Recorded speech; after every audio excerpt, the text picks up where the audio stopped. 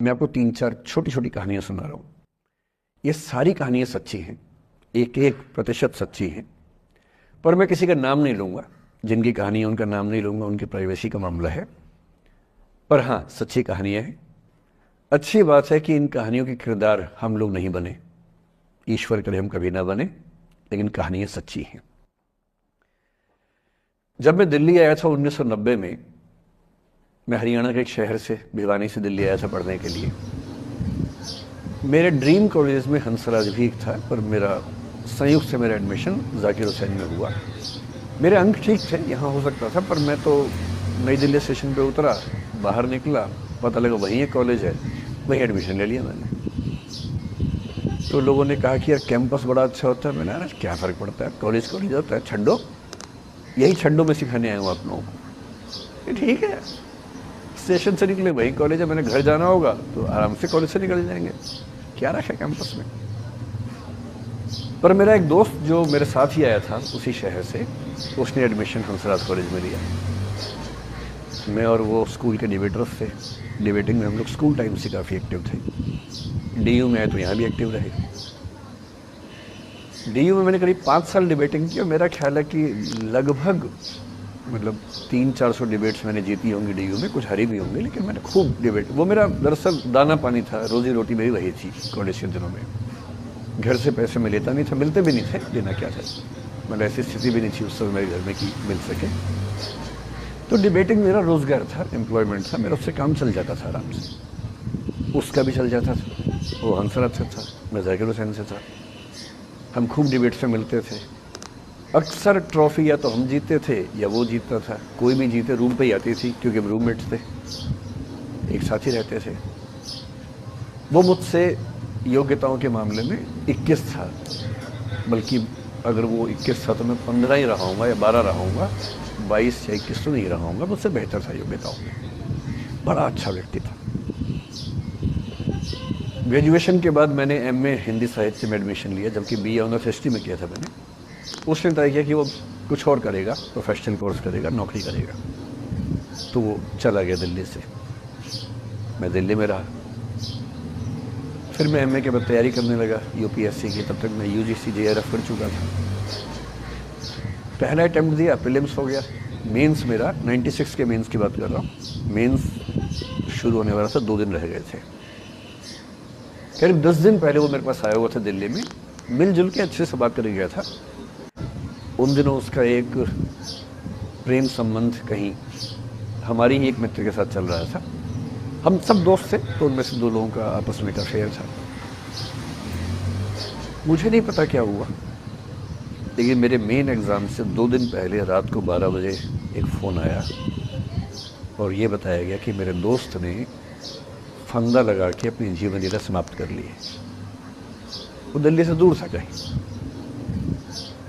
और जिस व्यक्ति के बारे में मेरी राय ये थी कि उतना जीवट वाला व्यक्ति कोई हो नहीं सकता, जो ज़िंदगी से हार सकता ही नहीं, जिसके होने से कई लोग हमेशा जीता हुआ महसूस करते हैं, वो चुपचाप एक बंद कमरे में ज़िंदगी से हार गया। मैं आज तक नहीं समझ पाया कि ऐसा कैसे हुआ। बाद में टटोला, उसके पेरेंट्स से बात हुई, भाई से बात हुई। उन्होंने उसकी याद में एक सोशल वर्क शुरू किया ताकि किसी और बच्चे को ऐसा ना करना पड़े। तो जो हल्का हल्का अनुमान हुआ वो है कि शायद कुछ ऐसा था रिलेशनशिप में जो नहीं संभल पाया था, और रिश्ता टूट ना जाए इसका दबाव बहुत ज़्यादा था, और वो दबाव झेल नहीं पाया।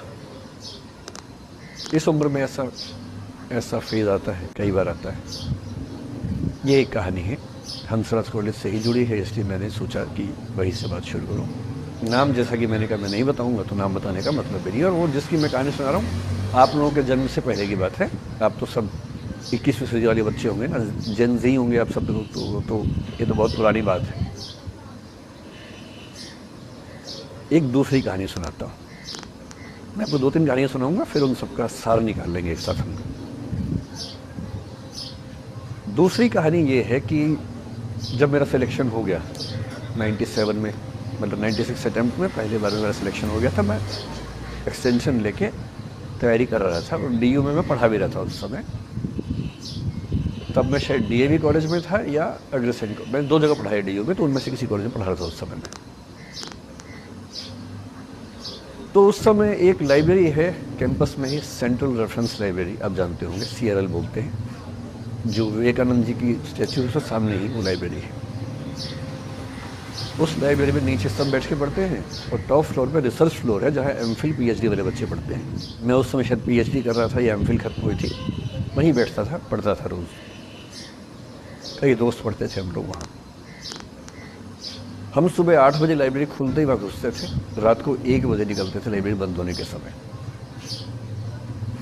तो वहाँ एक छत थी, छत पे छोटी सी कैंटीन थी जहाँ हम लोग जब जब बोर होते थे दिन में 3-4 बार जाके चाय पीते थे।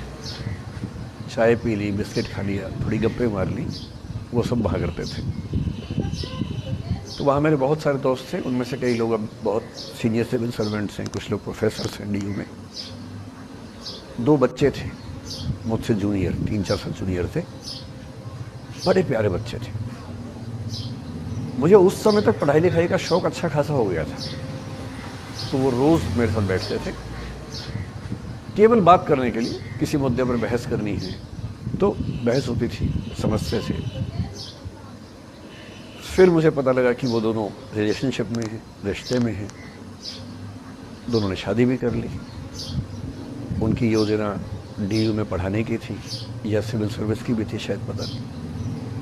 मेरा इंटरेक्शन बहुत ज़्यादा उसके बाद रहा नहीं उनसे, क्योंकि मैं सर्विस में चला गया था।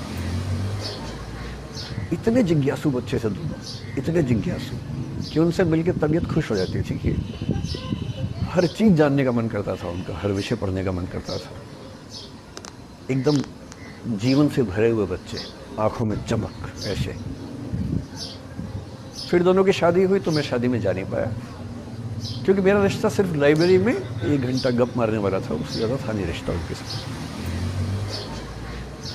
फिर सुनता रहता था कि मैं सब बढ़िया चल रहे हैं, पढ़ाई कर रहे हैं, तैयारी कर रहे हैं। इंटरकास्ट मैरिज की उन लोगों ने, खूब हंगामा हुआ, दोनों घर में तलवारें खिंच गई, किसी तरह से तलवारें संभाली गई, मैनेज हुआ, दोनों साथ रहने लगे। और फिर 3-4 साल के बाद एक दिन मैंने खबर सुनी कि उस बच्ची ने फंदा लगा के जीवन लीला समाप्त कर ली। ये बात भी दिल्ली विश्वविद्यालय की है, उस दौर के सब लोग इस कहानी को जानते हैं। मेरे ख्याल से ये दोनों कहानी आपकी प्रिंसिपल मैडम जानती होंगी, नहीं ध्यान कर पाएंगे तो मैं उनको जैसे नाम बोलूँगा अकेले में तुरंत समझ जाएंगे मैं किसकी बात कर रहा हूँ। मैं आज तक नहीं समझ पाया कि ऐसा क्या हुआ होगा। तो बाद में अनुमान जो हुआ वो ये, इंटरकास्ट मैरिज, परिवार का दबाव, समाज का दबाव, आपस का दबाव, टॉक्सिक रिलेशनशिप, अंत में उस दबाव को न झेल पाना और जीवन समाप्त कर देना, ये हुआ। ये 2 घटनाएं हैं। एक तीसरी घटना ये है कि दिल्ली में आज से 25 साल पहले एक घटना घटी। आप लोग तो बस पैदा हुए होंगे, घुटनों में चल रहे होंगे, या उससे 5-7 साल पहले की बात रही होगी। ये घटना दिल्ली के सब सीनियर लोग जानते हैं, जिनकी उम्र 35-40 साल है वो सब जानते हैं इस घटना को। मोबाइल फ़ोन में वीडियो नया नया आया था उस समय। अब तो आपके हर फ़ोन में वीडियो है, अब तो सामने भी है, ताकि आप वैसा वाला मुंह बना के सेल्फी खिंचवा सके। पाउट बोलते हैं ना, मैं उसको देसी भाषा में सूअर जैसा मुंह बोलता हूँ, और वैसा ही बनता भी है, क्यूट क्यूट सा सूअर जैसा मुंह बना के लोग सेल्फी खिंचवाते हैं, उसको बोलते हैं पाउट। तब तो कैमरा फ़ोन में पहली बार आया था, तब लोग अभ्यस्त नहीं थे। अब जैसे आप लोग कितने अभ्यस्त होंगे, हम भी होने लग गए। अब हम किसी से बात करते हैं तो हम ये एज्यूम करके चलते हैं कि उसने फ़ोन में कुछ ना कुछ ऑन कर रखा होगा, या तो आवाज़ रिकॉर्ड करेगा या वीडियो बनाएगा। तुम कितने केयरफुल होकर बोलते हैं, कितने कॉन्शियस रहते हैं। और सर्विलांस सोसाइटी की सबसे बुरी बात यह है कि हम हमेशा चौकन्ने रहते हैं, हम सहज हो ही नहीं पाते। सहज रूप से 2 लोग बात कर लें, हो ही नहीं पाता। तो मैं तो अपने ऑफिस में कई बार ऐसा करता हूँ, जब हम 3-4 लोग बैठते हैं इनफॉर्मल बातचीत के लिए, हम सब अपना अपना फ़ोन कमरे के बाहर छोड़ के आ जाते हैं, फिर 2 घंटे बात करते हैं, इस भय से मुक्त होके कि कहीं कोई रिकॉर्ड तो नहीं कर रहा। ये हालत है आज। उस ज़माने में तो फ़ोन थे। मोबाइल फ़ोन आया था भारत में लगभग 1995 के आसपास पहली बार। बड़ा महंगा था, 16 रुपये प्रति मिनट इनकमिंग, 16 रुपये प्रति मिनट आउटगोइंग, ये रेट से उस समय। और फ़ोन वो थे जिनसे आप कील भी ठोक सकते हैं, वैसे वाले फ़ोन थे, बटन वाले फ़ोन थे। नोकिया एक कंपनी थी, उसके फ़ोन हुआ करते थे। उसके 4-5 साल के बाद क्या हुआ, पहली बार किसी कंपनी ने फ़ोन में कैमरा लगा दिया। ये बात उस समय के लोग नहीं समझते थे। जब भी नई तकनीक आती है उसको समझने में टाइम लगता है। जो पहले समझते हैं फ़ायदा उठा लेते हैं, जो थोड़ा लेट समझते हैं वो उसका नुकसान उठाते हैं। उस समय दिल्ली के एक प्रसिद्ध स्कूल में 11वीं-12वीं क्लास के 2 बच्चों में आपस में कोई रिलेशनशिप रही होगी। वो दोनों किसी ऐसी सिचुएशन में थे जो सिचुएशन बहुत ही प्राइवेट किस्म की थी, बहुत निजी किस्म की थी, जिसको पब्लिक नहीं कर सकते। कुछ फिजिकल रिलेशनशिप जैसा मामला था। उस दुष्ट लड़के ने लड़कों के इतिहास को कलंकित कर, लड़कों का इतिहास वैसे भी कलंकित ज़्यादा है, उसे और कलंकित करते हुए उस पूरे सिचुएशन का वीडियो बना लिया। ऐसे मामलों में दुर्भाग्य है, मैं लड़का हूँ इसलिए लड़के पवित्र थोड़ा ना हो जाएंगे। लड़का है, इतिहास कलंकित तो है, उसका वीडियो बना लिया और दुष्टता का चरम स्तर निभाते हुए वो वीडियो अपने एक दोस्त को शेयर कर दिया। ये कहे कि किसी और को दिखाना मत, जैसा कि होता है अफवाहों की दुनिया में। हर अफवाह एक व्यक्ति एक को ही बताता है, ये कह के किसी और को मत बताना, और अगला व्यक्ति भी अगले को यही कह के बोलता है किसी और को मत बताना। और इस तरह से पूरे शहर को खबर होती है और सबको लगता है कि सिर्फ मुझे पता है। तो वीडियो फैल गया। नए नए फ़ोन आए थे, पर वो फ़ोन कम लोगों के पास थे, कैमरे वाले फ़ोन। तो फ़ोन से कितना फैलता, ज़्यादा नहीं फैला। लेकिन उस समय दिल्ली की कुख्यात मार्केट हुआ करती थी, पालिका बाज़ार, अभी भी है, पर तब वो कुछ और कामों के लिए कुख्यात हुआ करती थी। अब तो कपड़े मिलते हैं, तब कपड़ों के साथ कई चीज़ें और मिलती थी। जैसे गंदी फिल्मों की सीडी चाहिए हो तो वहाँ मिलती थी, ग्रे मार्केट में, चोरी छिपे। इस वीडियो को सीडी में कन्वर्ट करके लोग ने वहाँ से खरीदा, लाखों करोड़ों की संख्या में। नए नए टेलीविज़न चैनल प्राइवेट आए थे, और प्राइवेट टीवी चैनल को खबरों की भूख इतनी होती है कि वो खबर के लिए जान दे सकता है, और जान ले भी सकता है किसी की। 24 घंटे इस खबर पे, इस चीज़ पर खबरें चल रही थी सारे चैनल्स में, कि ये वो लड़का है जिसने ऐसा किया, ये वो लड़की है, ये वो स्कूल है, इस स्कूल की प्रिंसिपल से बात करेंगे, इससे बात करेंगे। वो जो बच्ची थी जिसकी इसमें कोई गलती नहीं थी, सिवाय इसके कि वो किसी एक लड़के से प्रेम करती थी, जो कि उस उम्र में बच्चे कर बैठते हैं। इसके लिए बहुत चिल्लपौनी बचानी चाहिए। बच्चों को आप हर बात पे अपराधी नहीं मान सकते। उस बच्चे की गलती सिर्फ इतनी थी कि उसने अपने दोस्त पे भरोसा किया, जो भरोसे के लायक था नहीं। वो नीच किस्म का व्यक्ति था जिसने उस संबंध की गरिमा को समझा नहीं। उस बच्ची के घर के बाहर 24 घंटे न्यूज़ चैनल से कैमरे खड़े रहे। घर से कोई नहीं निकले, 50 कैमरे पीछे। आप बताइए आपकी बेटी कैसी है, आप बताइए आपकी बहन कैसी है। अंत में उस पिता ने अपनी बच्ची को इस देश से बाहर भेज दिया। उसके कुछ दिन बाद की जो खबर टीवी चैनल से नहीं दिखाई, उसके पिता ने आत्महत्या कर ली। ये तीसरा इंसिडेंस है। ये सारी खबरें सच्ची बता रहा हूँ मैं, इनमें से एक भी झूठ नहीं है।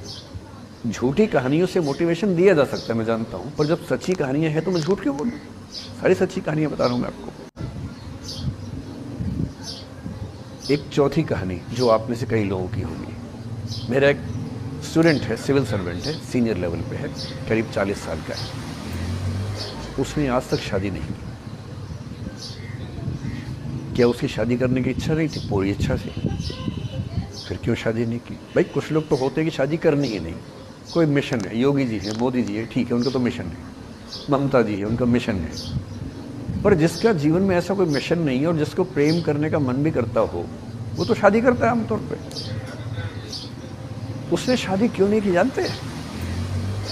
जब वो 25-26 की उम्र में था, जब वो मेरा विद्यार्थी भी था, एक दिन मेरे पास आ